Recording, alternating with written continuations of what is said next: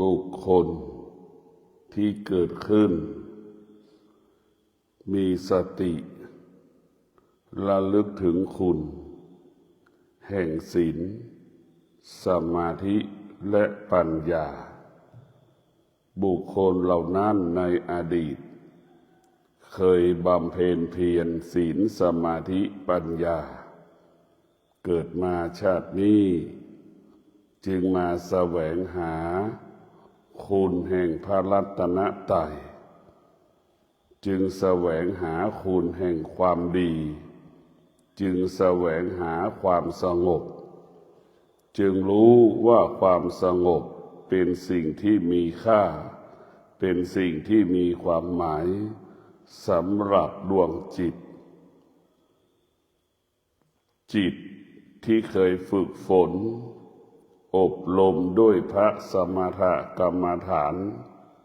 เมื่อเราเกิดมาชาตินี้จิตนั้นก็แสวงหาความสงบดิ้นรนอดทน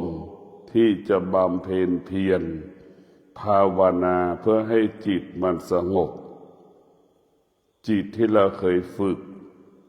มันก็รู้เมื่อมันรู้มันก็จะแสวงหาความรู้เหมือนเรากินข้าวเกิดมาแล้วเราก็ต้องกินตายมาอีกเกิดมาอีกแล้วก็ต้องกินก็เป็นเช่นนั้นบุคคลที่มีสติก็จะละความทุกข์ทั้งปวงบุคคลที่มีสติความทุกข์เกิดขึ้นตลอดเวลาคนที่ขาดสติก็จะเป็นคนที่ผิดพลาดคิดก็ผิดพลาดพูดก็ผิดพลาดทำการใดก็ผิดพลาดจึงทำให้ชีวิตทรมานลำบากจึงเกิดคำว่าอดอยากจึงเกิดคำว่าอยู่กินไม่มีความสุขบุคคลที่มีสติก็จะเป็นบุคคลที่คิดพูดและกระทำสำเร็จบุคคลที่มีสติก็จะเป็นบุคคลที่มีความสงบสุขมีความสุขในการดำเนินชีวิตมีชีวิตที่ไม่ประมาทมีสติอยู่กับตัวเราตลอดเวลามีสติอยู่ในกายของเราตลอดเวลาสตินี้ก็คงเปรียบเสมือนแม่จิตเราเปรียบเสมือนลูกที่แม่คอยอบรมสั่งสอนแม่จะคอยดูลูกตลอดเวลาห่วงลูกตลอดเวลาสติคือแม่จิตคือลูกถ้าจิตเราไม่ได้ฝึกเราก็นึกถึงลูกที่เราไม่เคยอบรมสั่งสอนมันจะเป็นเช่นใดทุกคนก็รู้จิตเราเกิดมาแล้วต้องได้รับการฝึกฝนอบรมจากธรรมะเท่านั้นจิตถึงจะเป็นจิตผู้รู้เช่นเดียวกับลูกจะต้องได้รับการอบรมจากแม่เป็นผู้อบรมให้ลูกรู้สิ่งที่แม่จะควรให้ลูกรู้เช่นเดียวกับพระพุทธเจ้าก็จึงอยากให้ชาวโลกได้รู้ความจริงก็คือความจริงของธรรมชาติความจริงที่อยู่เหนือธรรมชาติเรียกว่าธรรมะความจริงที่อยู่เหนือธรรมชาติเรียกว่าธรรมะให้เรารู้เรื่องความจริงทำอย่างไรให้จิตมันเกิดปัญญาทำอย่างไรให้จิตของเรานั้นได้พบความจริงที่เหนือการเวลาเป็นความจริงที่อยู่เหนือธรรมชาติก็คือปัญญานี่แหละการจะเข้าถึงความจริงไม่ได้เกิดจากการอ่านหนังสือการจะเข้าถึงความจริงไม่ได้เกิดจากการฟังการเข้าถึงความจริงเกิดจากการปฏิบัติ ประพฤติธรรมปฏิบัติธรรมนั่งสมาธิสภาวะจิตเราก็จะรู้เราก็จะเห็นมันก็จะเกิดอาการสำแดงอาการให้เราพิจารณาให้เราพิจารณาให้เราพิจารณาสิ่งที่เรารู้ก็คือสิ่งที่เราไม่ควรจะรู้สิ่งที่เรารู้ก็คือสิ่งที่เราไม่ควรรู้สิ่งที่เราไม่ควรรู้ก็เพราะมันเป็นอนิจจังคือมันแปรปรวนเปลี่ยนแปลงสิ่งที่เรารู้ไม่ควรจะรู้มันเป็นสิ่งที่ไม่ทนเป็นสิ่งที่ทนได้ยากสิ่งที่เราไม่ควรรู้ก็เพราะว่ามันไม่คงสภาพเดิมไม่ได้สิ่งที่เรารู้มันเป็นสิ่งที่ควบคุมไม่ได้นี่แหละเพราะว่ารู้เพื่อมาให้มันรู้สิ่งที่เรารู้มันแปรปรวนไม่ทนได้ยากคงสภาพเดิมไม่ได้มันควบคุมไม่ได้สิ่งเหล่านี้ที่มันปรากฏเมื่อเรารู้เช่นนี้เราก็ไม่ควรไปตอบสนองเมื่อเรารู้เราก็ให้จิตอยู่เหนือสิ่งที่เรารู้เมื่อเรารู้เราก็อยู่เหนือสิ่งที่เรารู้สุขไม่มีทุกข์ไม่มีสุขไม่เกิดทุกข์ไม่เกิดไม่มีสุขไม่มีทุกข์ไม่มีสุขไม่มีทุกข์หรือจะมีคำว่ามันว่างเราพิจารณาการที่เราไม่ได้ฝึกจิตหรือจิตมันไม่ได้ฝึกจิตมันก็เสวยความสุขความทุกข์มันจะเป็นเช่นนี้ตลอดเวลาการที่เราเกิดมาไม่ได้ฝึกจิตก็ตกอยู่ใต้อำนาจความสุขความทุกข์การที่เราเกิดมาไม่ได้ฝึกจิตก็อยู่ภายใต้อำนาจการเปลี่ยนแปลงความสุขความทุกข์เหมือนคนอายุ80ก็อยู่ภายใต้ความสุขความทุกข์เห็นไหมจะเป็นเช่นนี้เด็ก6 ขวบก็อยู่ภายใต้ความพอใจไม่พอใจเห็นไหมมันไม่แตกต่างกันเลยจิตอายุ80กับจิตอายุ3 ขวบ6 ขวบมันก็อยู่ภายใต้สิ่งที่เรารู้ทั้งสิ้นแต่ถ้าเราฝึกจิตเราจะให้ฝึกจิตเราจะให้เราอยู่เหนือสิ่งที่เรารู้เราจะไม่ตอบสนองสิ่งที่เรารู้ก็เพราะสิ่งที่เรารู้มันเป็น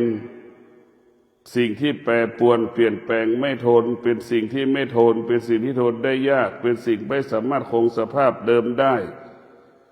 เป็นสิ่งที่ควบคุมไม่ได้เนี่ยถ้าเรารู้หลักสิ่งเหล่านี้แล้วเราไม่ควรจะไปยึดติดยึดมั่นสิ่งที่เรารู้เราไม่ควรจะยึดมั่นให้เรารู้เฉยๆเรารู้จนถึงที่สุดเราจะไม่ให้มันรู้ถ้าเรารู้เราก็ยังไม่สามารถบรรลุธรรมได้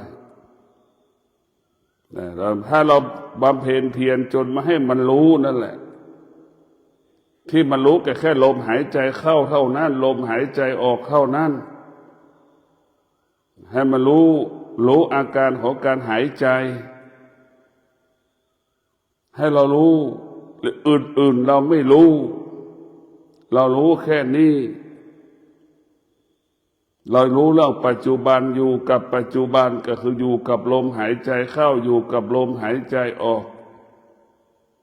ถ้าเรารู้ก็แสดงว่าตัวรู้นั่นก็คือกำแพงเมืองจีนมาขวางเราอยู่เราจะต้องตัดสิ่งที่มันตัวรู้ออกไปให้หมดจนถึงที่สุดมันก็เหมือนเราแก่มีลูกเห็นไหมมันก็ไม่มีเราก็ไม่สามารถทำอะไรกับลูกได้ตอนที่เราแก่90 กว่าที่มีชีวิตอยู่นึกดูสมบัติที่เรามีอยู่เราก็จัดการอะไรไม่ได้เห็นไหมแล้วเราก็ไม่รู้สึกว่าเรามีสมบัติมีลูกมีหลานไม่รู้เรื่องอะไรสักอย่างนั่นแหละรู้เพื่อไม่รู้เพื่อไม่ให้รู้ด้วยปัญญารู้ด้วยปรมัตถ์เราจะต้องรู้เพื่อไม่ให้มันรู้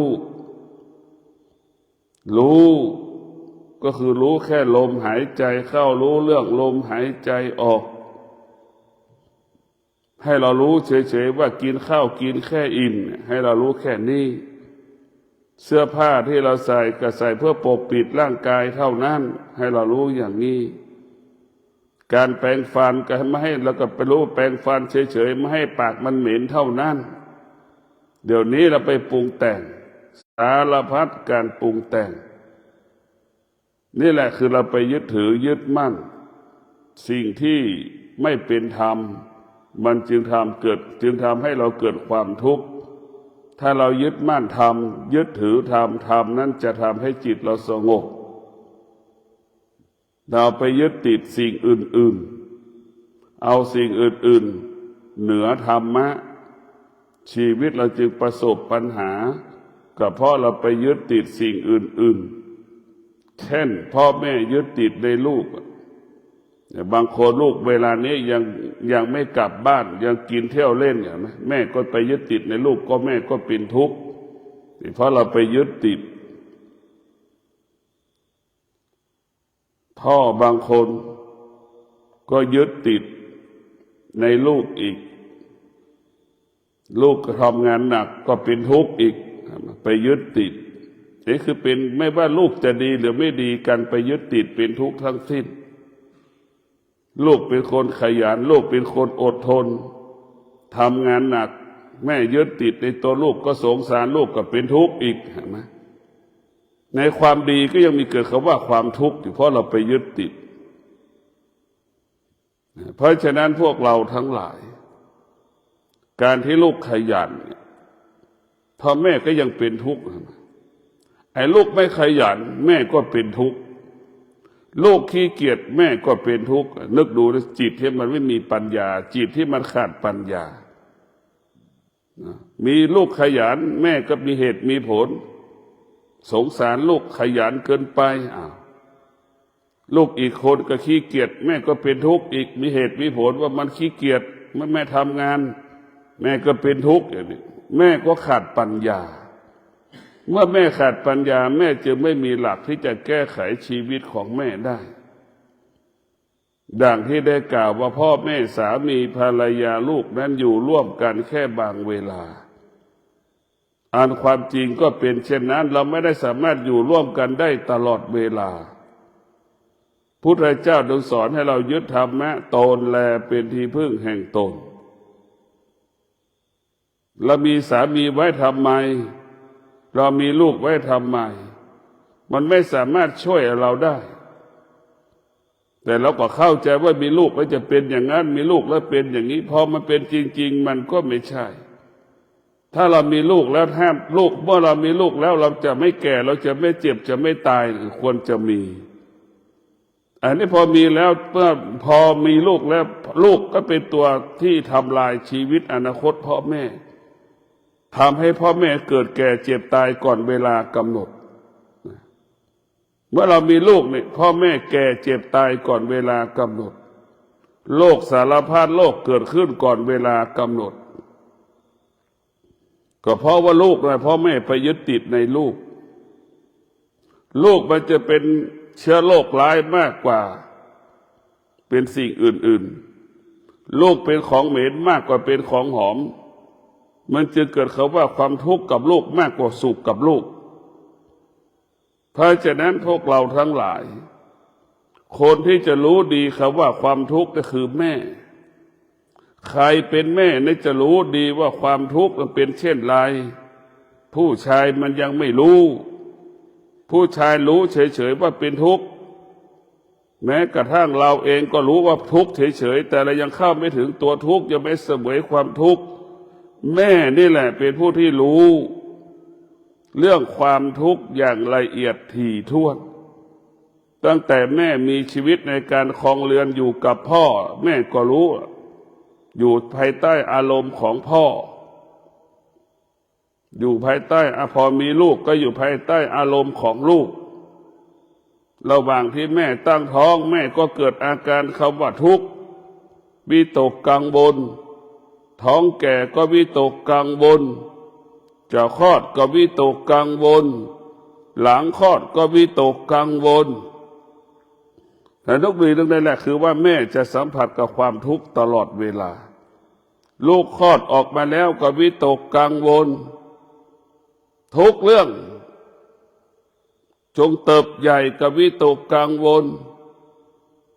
มันวิตกกังวลไปหมดตั้งแต่เกิดจนถึงตายแม่อายุ80ก็ยังถามหาลูกอีกวิตกกังวลลูกคนนั้นไปไหนลูกคนนี้ไปไหนนึกดูนี่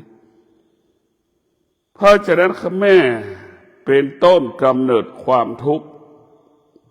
เนี่ยแม่เป็นต้นกำเนิดความทุกข์ถ้าแม่ไม่เกิดลูก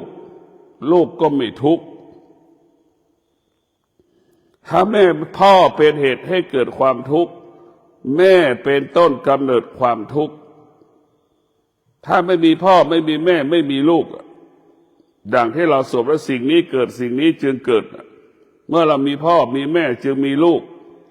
เมื่อพ่อแม่มีลูกมันจึงมีทุกข์มันก็ไม่จบมันก็เป็นเช่นนี้สิ่งนี้เกิดสิ่งนี้จึงเกิดสิ่งนี้ดับสิ่งนี้จึงดับสิ่งนี้มีสิ่งนี้จึงมีเนี่ยมันเป็นความจริงทุกประการเพราะฉะนั้นพวกเราทั้งหลายเราต้องมีสติพิจารณาเอาสิ่งที่เรารู้ออกไปจากกายจากจิตเราพิจารณาสิ่งที่เรารู้ให้มันระงับให้มันยุติเช่นความพอใจที่มันเกิดขึ้นทุกชั่วโมงนี่เราต้องยุติให้ได้ความไม่พอใจที่มันเกิดขึ้นทุกชั่วโมงเราต้องยุติให้ได้มันเป็นเชื้อโรคร้ายทำให้เราอ่อนแอมันเกิดขึ้นแล้วมันก็จากเห็นไหมเนี่ยมันอ่อนแอแล้วเราก็ไปหลงมันเราไปยึดติดมันตีกันตายฆ่ากันตายทะเลาะกันตายก็เพราะความพอใจความไม่พอใจสิ่งเหล่านี้เราต้องยุติเมื่อเรายุติมันสุขไม่เกิดทุกข์ไม่เกิดเมื่อเรายุติมันไม่มีสุขไม่มีทุกข์เราต้องยุติสุขที่เกิดขึ้นทุกข์ที่เกิดขึ้นเราต้องมีสติที่จะแก้ไขหรือดับมันไปไม่ให้มันเกิดถ้ามันเกิดอีกแล้วก็เป็นปัญหาให้กับเราอีกทุกข์เกิดก็เป็นปัญหาสำหรับเราสุขเกิดก็เป็นปัญหาขึ้นกับเราอีกเพราะเราไม่รู้เมื่อมันไม่รู้สิ่งเหล่านี้มันก็เกิดขึ้นตลอดเวลาเนี่ยมันเกิดขึ้นตลอดเวลาเมื่อมันเกิดขึ้นตลอดเวลานี่เราก็ตกอยู่ใต้อำนาจของมันอีกไอ้ที่การฝึกจิตให้เราอยู่เหนือสิ่งที่เรารู้สุขเกิดเราก็รู้เราก็อยู่เหนือมันทุกข์เกิดเราก็รู้ให้เรามีสติอยู่เหนือมันพอความพอใจเกิดขึ้นเราก็รู้ก็ให้จิตเราอยู่เหนือมันความไม่พอใจเกิดขึ้นเราก็รู้แต่ให้เราอยู่เหนือมันนี่คือการฝึกจิตแต่ส่วนมากเราไม่ได้ฝึก 90% เราอยู่ตกอยู่ใต้อำนาจสิ่งที่เรารู้ทั้งหมดทั้งสิ้นรู้เลยไปยึดติดทั้งหมดทั้งสิ้นมันจึงเกิดอาการสำแดงอาการคำว่าพอใจคำว่าไม่พอใจเกิดขึ้นเพราะนั้นผู้ที่ปฏิบัติธรรมก็ช่างไม่ปฏิบัติธรรมก็ช่างควรแก้ไขสุขไม่ให้เกิดทุกข์ไม่ให้เกิดหรือรู้หรือเข้าใจว่าสุขทุกข์คือก้อนน้ำแข็งคือเม็ดเกลือคือเม็ดน้ำตาลก้อนน้ำตาลให้เข้าใจคือมันเปลี่ยนแปลงมันสลายกลายเป็นน้ำเช่นนั้นร่างกายของเราก็เป็นเช่นนั้นเหมือนกันหมดที่สุดเราตายไปก็ส่วนก็เป็นเช่นนั้นเหมือนก้อนน้ำแข็งนั่นแหละส่วนไหนที่เป็นดินมันก็ไปสู่สภาพของดินส่วนไหนที่เป็นน้ำมันก็ไปสู่สภาพของการเป็นน้ำส่วนไหนที่เป็นลมมันก็เป็นลมส่วนไหนที่เป็นไฟมันก็เป็นไฟเรียกว่าดินน้ำลมไฟมันไม่มีสิ่งใดที่มั่นคงและยั่งยืนสิ่งที่มั่นคงยั่งยืนก็คือตัวสติเท่านั้นสติอยู่เหนือธรรมชาติสติอยู่เหนือการเปลี่ยนแปลงของธรรมชาติสติอยู่เหนือการเปลี่ยนแปลงของเกิดแก่เจ็บตายสติจะต้องควบคุมคำว่าเกิดแก่เจ็บตายให้เราอยู่กับมันให้ได้เมื่อเกิดแก่เจ็บตายปรากฏเราก็ไม่ต้องวิตกกังวลเราต้องเข้าใจมันเราต้องอยู่กับมัน ไม่มีใครเกิดมาไม่แก่ไม่เจ็บไม่ตายไม่มีแล้วก็ให้เราเข้าใจเช่นนี้แต่ส่วนมากเราไม่เข้าใจเมื่อเราไม่เข้าใจเราก็เป็นทุกข์ความแก่เกิดขึ้นก็เป็นทุกข์ความเจ็บเกิดขึ้นก็เป็นทุกข์ความตายเกิดขึ้นก็เป็นทุกข์ทุกข์เพราะเราขาดปัญญาทุกข์เพราะไม่เข้าใจนะเพราะฉะนั้นพวกเรามีสติก็คือบำเพ็ญเพียรภาวนาเป้าหมายของการบำเพ็ญเพียรภาวนาก็คือดับความรู้สึกสารพัดความรู้สึกให้หมดสิ้นไปเรารู้เพื่อไม่ให้เรารู้ดังทารกแรกเกิดให้เป็นสภาพนั้นรู้แล้วไม่ให้มันรู้แต่เราไม่ตอบสนองสิ่งที่เรารู้บอกว่ามันร้อนแต่เราก็ควบคุมได้รู้ว่ามันหนาวเราก็ควบคุมได้รู้ว่าฝนมันตกแล้วก็ควบคุมอยู่กับมันได้คำว่าสงบมันก็เกิดคำว่าปัญญามันก็เกิดคำว่าสำเร็จมันก็เกิดนี่เรารู้อย่างนั้นแต่เด็กทารกแรกเกิดมันไม่รู้เห็นไหมมันไม่รู้ร้อนมันไม่รู้หนาวแต่สภาวะจิตของเรานี่บำเพ็ญเพียรให้เป็นดังสภาพจิตทารกแรกเกิดรู้แต่เราไปรู้แต่เราพาไม่ให้มันรู้แล้วไม่ตอบสนองสิ่งที่เรารู้เหมือนทารกแรกเกิดหนาวก็ไม่รู้ร้อนก็ไม่รู้ให้รู้อย่างนั้นแต่ในเรารู้แต่เราไม่ตอบสนองสิ่งที่เรารู้มันจะแตกต่างก็คือรู้แต่ไม่ตอบสนองสิ่งที่เรารู้จิตเราก็เป็นจิตทารกแรกเกิดกายของเราก็ปลดเปลื้องไปให้หมดที่เราสะสมเสื้อผ้ามากี่ตัวเครื่องประดับทั้งข้อเท้าข้อมือตุ้มหูสารพัดเอาออกไปให้หมดก็ให้ไปถึงร่างกายทารกแรกเกิดไม่มีอะไรติดตัวมาให้เราพิจารณาอย่างนั้นปลดเปลื้องออกไปอย่างนั้นทุกวันนี้เราไปสะสมมาร่างเสื้อผ้าอาภรณ์สะสมจะใส่ก็ไม่ใส่ก็สะสมเก็บไว้อยู่เราขาดปัญญาจึงสะสมสิ่งที่ไม่มีค่าไว้ในที่บ้านของเราในที่กายของเราเพราะฉะนั้นเราต้องปลดเปลื้องสิ่งต่างๆที่เราสะสมมาออกไปให้หมดให้ไปอยู่สภาพทารกแรกเกิดคือเราต้องมีสติเราจะต้องมีสติอยู่กับความรู้สึกที่เรารู้สึกไม่พอใจเราต้องมีสติกับความรู้สึกที่เราอึดอัดขณะที่เรานั่งสมาธิขณะที่เราฟังธรรมเนี่ยเราต้องมีสติก็ให้เรารู้ว่าอึดอัดไม่ใช่เราไปปล่อยความไม่รู้สึกไม่พอใจเติบโตมันก็จะทำให้เรานั้นเกิดคำว่าขาดปัญญาทำให้เราขาดสติมากกว่าเก่าเรารู้ว่าเราอึดอัดเราก็รู้ว่าเราอึดอัดเรารู้ว่าไม่สนุกเรารู้ว่าไม่สนุกให้เรารู้ก็พอไม่ใช่เราปล่อยจิตให้ความไม่รู้ครอบงำมันก็ทำให้เกิดอาการรุนแรงขึ้นท้ายสุดกิเลสก็กลายเป็นผู้ดูแลเป็นเจ้าของกายของเราทุกวันนี้กิเลสกลายเป็นเจ้าของกายของเราจึงเป็นทาสของกิเลสเห็นไหมเพราะกิเลสมันเบียดเบียนตลอดเหมือนเราไปเซ็นทรัลเนี่ยก็อยากได้เสื้ออีกแล้วไปโซนรองเท้าก็อยากได้รองเท้าอีกแล้วนั่นตกภายใต้กิเลสไปโซนเครื่องประดับก็อยากได้เครื่องประดับไปโซนเครื่องครัวก็อยากได้เครื่องครัวที่ไปใช้ในครัวเรือนอีกนะอันนี้แหละคือกิเลสมันจะหลอกเบียดเบียนเราตลอดเวลาตรงข้ามกับธรรมะจะให้เรารู้และให้เราละทุกอย่างสิ่งต่างๆนอกกายธรรมะจิตที่มีธรรมะมันจะไม่มีค่าทุกวันในจิตที่ไม่มีธรรมะไม่เห็นทุกอย่างมีค่าหมดมันก็สะสมสั่งสมครับเหมือนคนบ้าไม่มีวันจบสิ้นจนเราตายจิตที่มันฝึกฝนมันจะสลัดสิ่งต่างๆที่เราเห็นที่เราสัมผัสรู้สึกออกไปจากชีวิตของเราสะสมนี่ก็เพราะเราขาดปัญญาจึงสะสมสิ่งที่เป็นภัยแก่จิตใจของเราสิ่งที่เป็นภัยต่อร่างกายของเรา บุคคลที่ฝึกจิตไม่สะสมสิ่งต่างๆไม่สะสมไม่สั่งสมสิ่งต่างๆก็ขอฝากให้พวกเราได้มีสติพิจารณาธรรมะให้อยู่กับปัจจุบันก็คืออยู่กับลมหายใจให้เราอยู่กับปัจจุบันให้เราอยู่กับลมหายใจนี่หายใจเข้ากี่ครั้งเราก็รู้หายใจออกกี่ครั้งเราก็รู้ให้เราอยู่แค่นี้สิ่งที่เราควรรู้ก็คือรู้เรื่องลมหายใจเข้าเปรียบเสมือนเรารู้เรื่องจิตรู้ลมหายใจออกเปรียบเสมือนเรารู้เรื่องกาย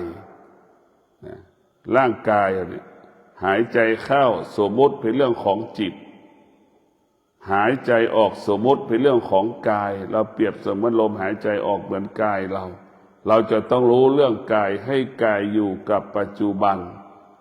ให้กายอยู่กับปัจจุบันเราไม่ปรุงแต่งกายเราจะไม่ปรุงแต่งจิตทุกวันนี้สภาวะจิตของเรามันไปปรุงแต่งทั้งหมดทั้งสิ้นจิตของเราเนี่ยเป็นสิ่งที่น่ากลัวที่สุดเป็นสิ่งที่น่ากลัวถ้าเราไม่ได้รับการฝึกฝนนะเราก็จะตกอยู่ใต้อำนาจมันผู้ที่ปฏิบัติธรรมยิ่งหนัก2 วันแรก3 วันแรกสภาวะจิตมันจะเกิดอาการสำแดงอาการทุกขเวทนาลำบากกายลำบากใจอึดอัดหงุดหงิดทุกคนที่ปฏิบัติธรรมถ้าขาดสติก็จะไม่อยู่ไม่ครบถ้าขาดสติก็อยากจะออกอยากจะหนีก่อนเวลากำหนดเราจะแพ้มันเพราะฉะนั้นผู้ที่ฝึกธรรมนั่นผู้ที่ปฏิบัติธรรมนั่นจะเป็นต้องมีสติมีสติบำเพ็ญสัจจะเราจะอยู่วัด1 คืน 1 วันเราก็ต้องอยู่ให้ครบเรามีสติบำเพ็ญสัจจะออกจากบ้านมาแล้วเราจะอยู่ครบ3 วันก็ต้องอยู่ให้ครบนี่คือจะชนะตนเองเราไม่ได้ทำตัวอื่นเราก็ได้ทำอีกตัวหนึ่งทำมันได้อยู่แล้วแต่เราไม่เห็นทำไอ้ที่เราอยากได้ทำกับทำตัวนั้นเราก็มองไม่เห็นมันอีกเพราะฉะนั้นเราจะต้องได้เราออกมาแล้วเรามีสัจจะมีสติและมีสัจจะจะอยู่ครบ15 วัน7 วัน3 วันเราจะต้องมีสติอยู่ให้ครบไอ้การครบ3 วัน7 วันถึงแม้มันจะทุกข์มันจะทรมานแต่เราก็ชนะความทุกข์ความทรมานได้นั่นแหละคือธรรมะก็คือความอดทนนั่นแหละคือวิริยะภาคเพียรนั่นแหละคือธรรมะวิริยะภาคเพียรเพราะฉะนั้นเราต้องมีสติที่จะบำเพ็ญเพียรธรรมะเหมือนเราบอกกินแค่อิ่มเมื่อเรามาอยู่แล้วปฏิบัติธรรมแล้วคำว่าชอบใจในรสชาติอาหารไม่มีสิทธิ์ว่าจะให้มันอร่อยเรามาปฏิบัติธรรมก็มาฝ่าฝืนความรู้สึกของตนเองมาทำลายความรู้สึกของตนเองมาฆ่าอารมณ์ความรู้สึกของตนเองมาปฏิบัติธรรมเราจะไม่ตอบสนองความรู้สึกของตนเองนี่คืออำนาจของธรรมเราอยู่นอกบ้านเราตามใจตัวเองตามใจปากตามใจลิ้นจมูกมันชอบกินก็ซื้อกินจมูกไม่ชอบกินมันก็ไม่ซื้อลิ้นไม่ชอบติดรสชาติอาหารเราก็ทิ้งมันไปซื้อนั่นแหละคือเราคิดอย่างนั้นนี่คือคนขาดปัญญาจึงติดคนที่ขาดปัญญาไปยึดติดในรูปแบบคนที่ขาดปัญญาจึงไปยึดติดในรูปแบบของเสียงอีกคนที่ขาดปัญญาไปยึดติดในกลิ่นอีกคนที่ขาดปัญญาไปยึดติดในรสชาติคนที่ขาดปัญญาก็ไปยึดติดในกายในจิตตลอดเวลาอาหารไม่อร่อยคนที่กินอาหารไม่อร่อยและเกิดอาการว่าไม่อร่อยแล้วไม่กินคนขาดปัญญาคนที่มีอวิชชาครอบงำอาหารที่เรากินไม่ได้เพื่ออร่อยอาหารที่เรากินเพื่อให้มันอิ่มเราจะสังเกตได้เหลือจากลิ้นเฉยๆที่ทำหน้าที่ว่าพอใจไม่พอใจเราตายเพราะเรากินเราตายเพราะเรากินจนถึงที่สุดเราเจ็บป่วยก็เพราะเรากินเห็นไหมไอ้ตัวกินนี่แหละคือทำให้เราตายก็เพราะเรากินไม่ตายก็เพราะเราไม่กินมี2 อย่างเรากินมากจนเป็นโรคภัยไข้เจ็บเราไม่กิน ก็ตายกินก็ตายกินก็เพราะเราตายกินมากจนให้เราตายเพราะฉะนั้นการกินนั้นเป็นบ่อเกิดแห่งความตายทั้งสิ้นเราไม่กินเรามันก็ตายอีกจนถึงที่สุดมันก็จะเป็นเช่นนั้นเพราะฉะนั้นเรามาปฏิบัติธรรมนี่คือทำลายความรู้สึกไม่ตอบสนองความรู้สึกนั่นแหละเราครบ3 วัน7 วัน15 วันนั่นแหละคือชนะจิตตัวเองพ่ายแพ้จิตตัวเองเรามีสติอยู่กับความรู้สึกไม่พอใจให้ได้และเราก็มีสติควบคุมความรู้สึกที่ไม่พอใจให้ได้นั่นแหละคือเราจะชนะมันคือตัวที่เรามีสติเพราะเราไม่เคยฝึกเกิดมาเราไม่เคยอยู่วัดแล้วเราก็มาอยู่วัดมันก็จะทำให้เรานั่นเกิดอาการสำแดงอาการเราไปวัดไหนก็แล้วแต่เราก็แค่ฟังบทสวดที่พระสวดหรือผู้สอนที่สอนจะสอนเรื่องกายกับใจเท่านั้นบาปไม่มีบุญไม่มีเราจะเห็นว่าที่ไหนพูดเรื่องบาปเรื่องบุญมันยังไม่ใช่แก่นของธรรมมันมาแจ้แก่นของธรรมบาปบุญนี่เป็นเรื่องประเพณีเรื่องวัฒนธรรมเพราะฉะนั้นผู้ที่สอนธรรมสำนักต่างๆที่รู้ธรรมเข้าถึงธรรมก็จะพูดเรื่องแก่กายกับใจกายเราประกอบไปด้วยตาหูจมูกลิ้นเห็นไหมแล้วก็จะพูดเรื่องนี้ทั้งวันเหมือนบทสวดที่เราสวดมันเป็นหัวใจพระวิปัสสนาบทสวดที่เราสวดเห็นไหมมันเป็นหัวใจพระวิปัสสนามันไม่มีบาปมันไม่มีบุญไม่มีโลกไม่มีสวรรค์ไม่มีนิพพานไม่กล่าวเลยสักคำแต่นิพพานคำนึงก็ไม่กล่าว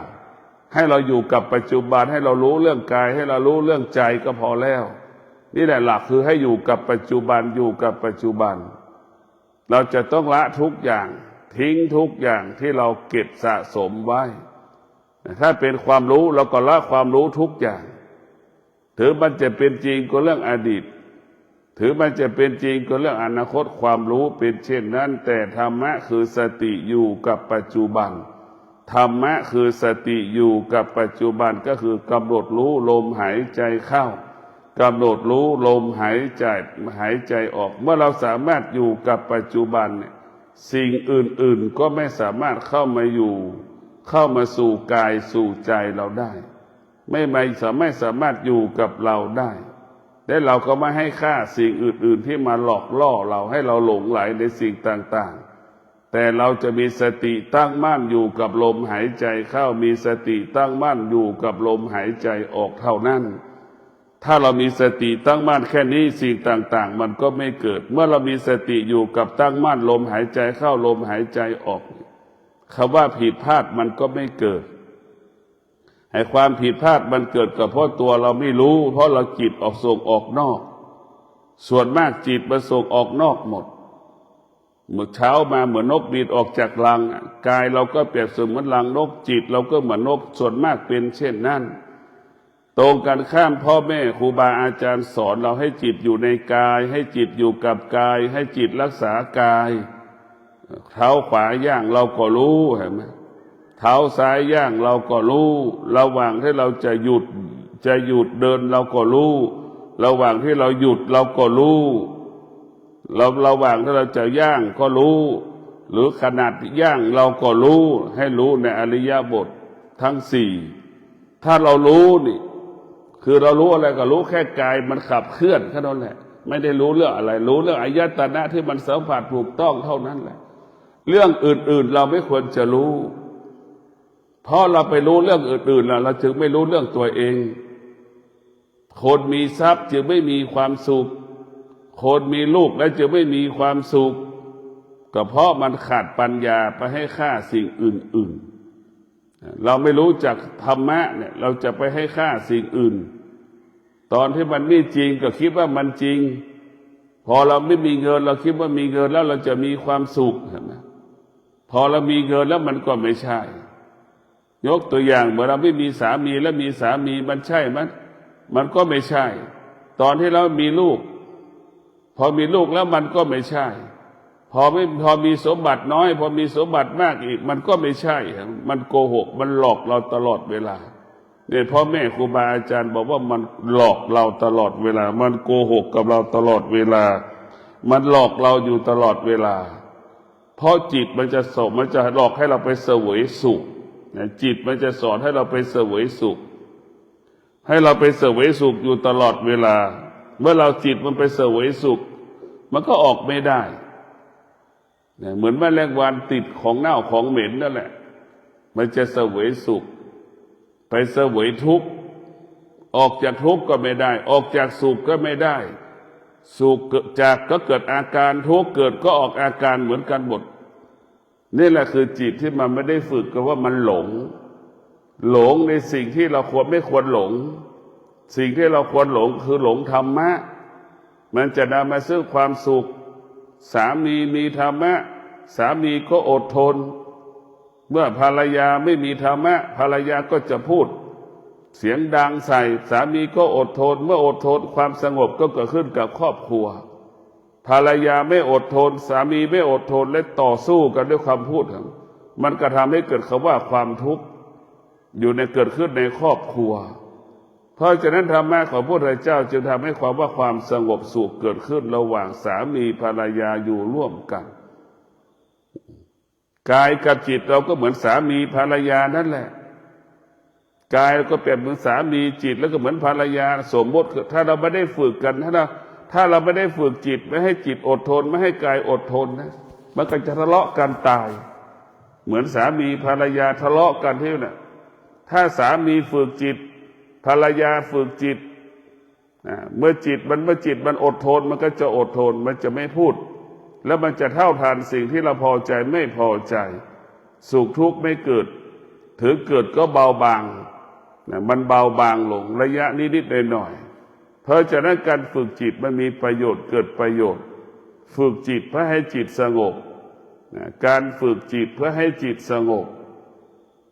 แต่เราไม่ได้ฝึกจิตมันจึงไม่สงบเหมือนลิงกระโดดเล่นตามต้นไม้กิ่งไม้เห็นไหมกระโดดไปกิ่งนู่นไปจับกิ่งนี้กิ่งนู่นกิ่งนี้วกไปวนมานั่นแหละจิตที่ไม่ได้ฝึกมันก็เหมือนสภาพลิงที่กระโดดเล่นตามกิ่งไม้ต่างๆจิตถ้าเราไม่ได้ฝึกมันจึงหลงทางหลงผิดเหมือนแมลงวันบินไปไม่มีจุดหมายปลายทางเพราะฉะนั้นพวกเราทั้งหลายจิตของเรากายของเราเป็นสิ่งที่เราควรรู้ควรอบรมจิตของเราเปรียบเสมือนลูกสติของเราเปรียบเสมือนแม่จะต้องอบรมลูกหน้าที่ของธรรมะ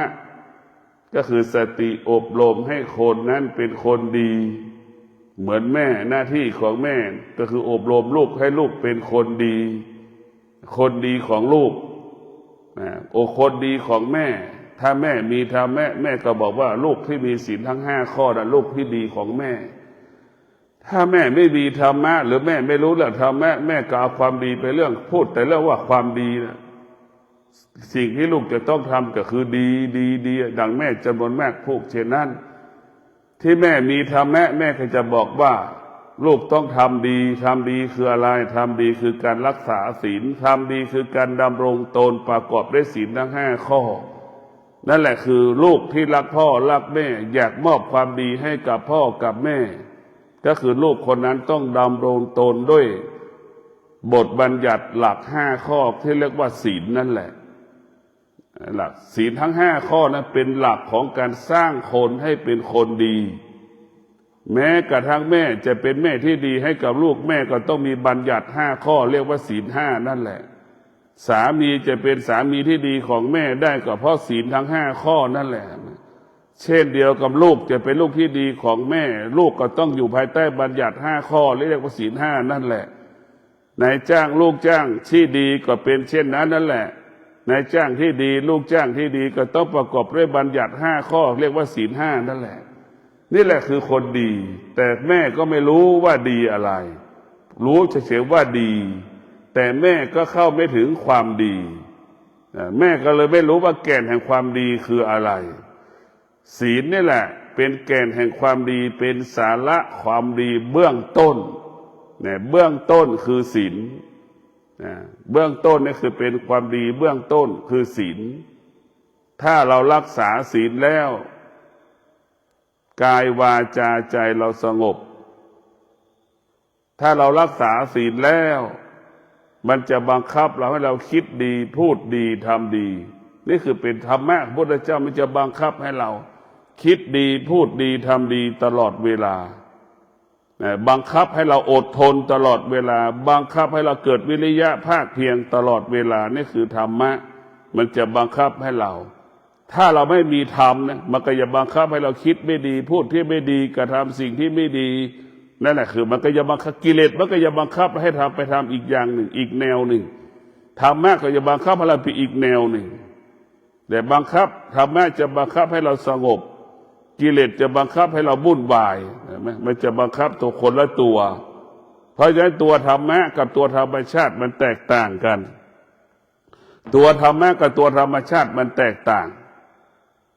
ธรรมชาติมันเปลี่ยนแปลงธรรมะมันไม่เปลี่ยนแปลงธรรมะก็คือตัวสติอยู่กับเราตลอด พ่อแม่ครูบาอาจารย์จะบอกสอนให้เราให้จิตอยู่กับกายให้จิตรักษากายกายก็คือลูกสติก็คือแม่เหมือนแม่ดูแลลูกใช่ไหมแม่ประสบความสำเร็จในการเลี้ยงลูกเพราะแม่มีสติแต่แม่ก็ไม่รู้ว่าธรรมะคืออะไรเห็นไหมลูกจำนวนมากไม่ประสบความสำเร็จในการเลี้ยงแม่ลูก2 คน3 คนเห็นไหมเพราะลูกขาดสติลูกขาดสติไม่สามารถเลี้ยงพ่อเลี้ยงแม่ได้มีเหตุมีผลมีข้ออ้างมีข้อแก้ตัวว่างานมันมากงานมันหนักสารพัดลูกเจ็บป่วยก็พูดไปเรื่อยเปื่อยเห็นไหมนั่นแหละคือขาดสติมีเหตุมีผลมีข้ออ้างข้อแก้ตัวลูกจำนวนมากเป็นเช่นนั้นเลี้ยงแม่ไม่สามารถเลี้ยงแม่ได้ไม่ประสบความสำเร็จในการเลี้ยงพ่อเลี้ยงแม่เพราะเราลูกคนนั้นขาดสติไม่มีธรรมะลูกที่มีธรรมะก็จะรับภาระพ่อแม่ลูกที่ไม่มีธรรมะสร้างภาระให้พ่อแม่คือมันง่ายๆหงายกับคว่ำบ้านทุกหลังถ้ามีลูก2 คนก็จะเป็นเช่นนี้ส่วนมาก 90%ลูกที่จะตอบสนองแม่ไม่สร้างภาระให้พ่อให้แม่นี่มีน้อยเพราะฉะนั้นท่านทั้งหลายมีสติให้จิตอยู่กับกายให้จิตอยู่ในกายให้จิตอยู่ในตัวของเราพ่อแม่ครูบาอาจารย์บอกไม่ให้จิตส่งออกนอกจิตส่งออกนอกเหมือนเราไปขึ้นห้างนั่นแหละเช่นเราไปเซ็นทรัลไปโซนรองเท้าอยากได้รองเท้าไปโซนเสื้อผ้าอยากได้เสื้อผ้าโซนประดับอยากได้เครื่องประดับเนี่ยมันก็จะเป็นอย่างนี้วกไปวนมาเป็นอย่างนี้เลยนะคือจิตส่งออกนอกเป็นเหตุให้คำว่าวุ่นวายเป็นเหตุให้เกิดความทุกข์ถ้าจิตอยู่ในกายของเราเปรียบเสมือนบ้านเห็นไหมจิตเราก็เหมือนคนอยู่ในบ้านมันไม่มีความโลภไม่มีความอยากถึงจะโลภจะอยากก็เบาบางลงคิดเฉยๆอยากได้แต่เราซื้อไม่ได้เพราะเราต้องออกจากบ้านไปเห็นไหมแต่เราไปเจอเซ็นทรัลไปเซ็นทรัลเจอเซ็นทรัลเห็นไหมเห็นแล้วอยากซื้อได้ทันทีเลยนั่นแหละเราเป็นรู้และไปตอบสนองสิ่งที่เรารู้นะเป็นทุกข์แต่เราอยู่ในบ้านรู้แล้วเราไม่ตอบสนองสิ่งที่เรารู้ให้มันอยู่ในบ้านนะรู้แต่เราไม่ตอบสนองสิ่งเรารู้เราก็ไม่ต้องเสียเงินอันนั้นรู้แล้วไปตอบสนองสิ่งเรารู้ก็เสียเงินอีกครับไหมนั่นแหละคือการรู้แค่นี้แหละคือเป็นสิ่งที่มีค่าที่มีความหมายสำหรับผู้ที่ปฏิบัติธรรมก็ขอให้ท่านทั้งหลายมีสติรู้ไม่ตอบสนองสิ่งที่เรารู้มีสติรู้สิ่งที่เรารู้เป็นสิ่งที่ควบคุมไม่ได้มีสติรู้สิ่งที่เรารู้เป็นสิ่งที่คงสภาพเดิมไม่ได้มีสติรู้สิ่งที่เรารู้เป็นสิ่งที่ไม่ทนเป็นสิ่งที่ทนได้ยากมีสติรู้สิ่งที่เรารู้แปรปรวนแปรสภาพไปตามกาลเวลามีสติรู้สิ่งที่เรารู้ก็คือรู้เรื่องอนิจจังทุกขังอนัตตาเรามีสติรู้ให้เรารู้ให้เราอยู่เหนืออนิจจังทุกขังอนัตตาจิตสงบกายสงบมันก็ปกติตลอดกาลขอเจริญพร